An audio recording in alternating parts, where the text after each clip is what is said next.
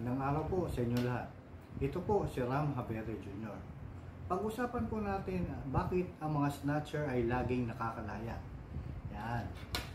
Minsan matin po ako dati, no, active pa po ako sa government interagency meeting. Sabihin, mga opisina ng mga gobyerno na nagme-meeting para sa kung ano man ang pangangailangan nila.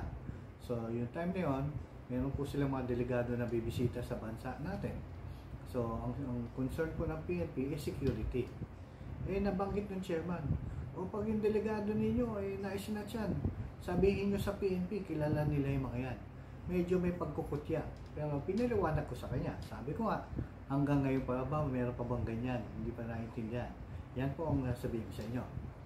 Ang snatcher po, sa una, syempre, takot yan. Kinakabahan din, di ba? Pero pag yan ay nakakalaya, hindi na nahuhuli, gumagaling po yan hanggang sa nagiging sindikato na. Kasi alam na nila yung proseso at yung galaw ng mga biktima.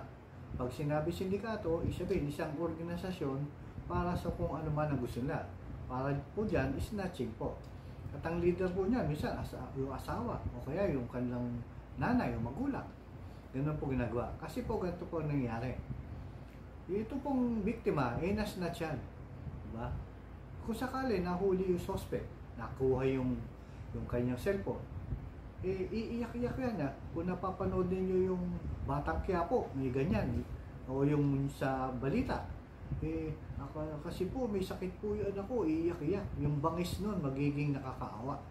So yung biktima, pag naawa doon, o sige pinapatawad ko na, dahil ayaw maabala ni biktima, laya ngayon itong suspect, kasi hindi naman pwedeng i-detain ng pulisyan, at makakasuhan po sila ng arbitrary detention.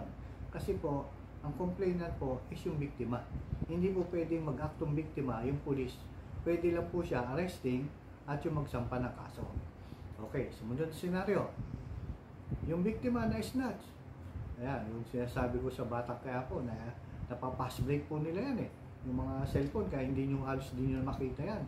Minsan, pag iyak-iyak na naman itong suspect, sasabihin niya, nagawa ko lang po, may sakit kasi anak ko. Hindi na ako si victim. Ito na, pangalawang senaryo na. Medyo matapang si victim. Hindi, tutuluyan ko yan. Dumating yung asawa, dala-dala yung mga anak nila. May sakit po kasi, nakawa, iyak-iyak to, talagang maawa ka, umahagulgol. Naawa si victim. Dahil pinakawalan. Laya na naman to. So gumagaling.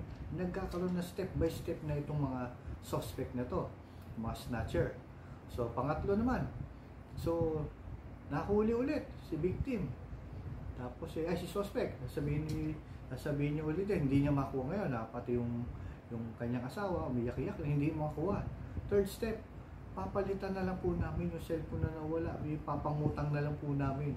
O, si victim, papayag na naman. Tapos na naman, laya na naman si suspect. Fourth step, sabi, umabot ng gano'n sa punto na papalitan, ayaw pumayag ni victim. Sabi, babayaran ko na lang, so bibigyan ng pera. Si victim, papayag na naman. Laya na naman po si suspect. Di po ba? Hanggang sa mayroon talagang matigas po na victim, hindi, tutuluyan ko yan. Kinasuhan. Okay, umabot, kinasuhan na ng polis. Sinampa na yung information sa piskal. Tapos, pagdating sa mga hearing, tiga Mindanao pala yung biktima. Sa Metro Manila nangyari insidente. O kaya sa ibang malayong lugar. O may trabaho siya. Paano yun? A-attend pa ba yun? Abala sa kanya yan. So hindi a-attend yan. Madidismiss yung kaso. Diba? Nasa prosecution, nasa korte na, madidismiss. Laya na naman si suspect.